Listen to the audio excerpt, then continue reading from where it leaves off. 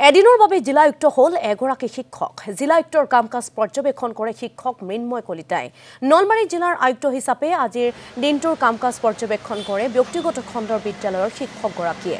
নলবাৰী জাতীয় বিদ্যালয়ৰ শিক্ষক হৈছে এগৰাকী মৃন্ময় কলিতা এদিনৰ বাবে জিলায়ুক্ত হ'বলৈ অনুমতি বিচাৰি মুখ্যমন্ত্ৰীলৈ আবেদন কৰিছিল শিক্ষকগৰাকীয়ে আবেদনৰ ভিত্তিতে মুখ্যমন্ত্ৰীয়ে জিলায়ুক্ত হিচাপে কাম-কাজ পৰ্যবেক্ষণ কৰিবলৈ দিছিল অনুমতি আৰু তাৰ পিছতে আজি এগৰাকী জিলায়ুক্তৰ দৰে কাম-কাজ পৰ্যবেক্ষণ কৰি চৰকাৰী সভা সমিতিটো অংশগ্ৰহণ কৰে শিক্ষকগৰাকীয়ে এজন নলবাৰীৰ ডিসি বুলি নহয় এজন উপায়ুক্তৰ কি দায়িত্ব কৰ্তব্য কেনেকৈ কৰিব পাৰি কেনেকৈ ডিস্ট্ৰিক্টখনক আগুৱাই লৈ যাব পাৰি তাৰ ওপৰত মই এটা লিখনি দিছিলোঁ সিএম ছাৰক আৰু তেখেতে লিখনিটো চাই কিনে মোক যোৱা 29 তাৰিখে মাতি পঠিয়াইছিলে মাতি পঠিওৱাৰ পিছত তেখেতে এইখিনি মোক মানে সুবিধা কৰি দিছে যে এদিনৰ কাৰণে উপায়ুক্ত হৈ কিনে কেনেকৈ ডিস্ট্ৰিক্টখন আগুৱাব পাৰি কি কৰিব পাৰি সেইটোৰ ওপৰত আৰু মোৰ প্ৰথম উদ্দেশ্যটো হ'ল মানে আমাৰ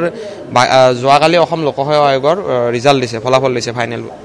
গতিকে মই বিচাৰো আমাৰ বাকিবিলাক যিবিলাক ষ্টেট আছে বিহাৰ উত্তৰ প্ৰদেশ এইবিলাক ষ্টেটত আপোনাৰ এভাৰেজটো যদি চাব যায় সিভিল সাৰ্ভিসৰ মানে ফলাফলটো ভাল তুলনামূলকভাৱে অসমতকৈ গতিকে আমি বিচাৰো আমাৰ অসমৰ যিবিলাক নৱপ্ৰজন্ম আছে এই লাইনটোত আহিব লাগে প্ৰথমখন মিটিং মোৰ সোশ্যাল ওয়েলফেয়াৰ ডিপাৰ্টমেণ্টৰ লগত আছে ইয়াত এটা অনুষ্ঠান আছে পঢ়াইবি পোষণবি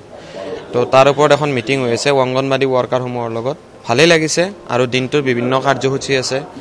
প্ৰত্যেকটা কাৰ্যসূচীতে মই মোৰ লগত আমাৰ নলবাৰী জিলাৰ অতিৰিক্ত উপায়ুক্ত অনুভা ৰামচিয়াৰী মেম থাকিব গতিকে আজিৰ দিনটো যিমানখিনি পাৰোঁ নিজৰ বেষ্ট দিবলৈ চেষ্টা কৰিম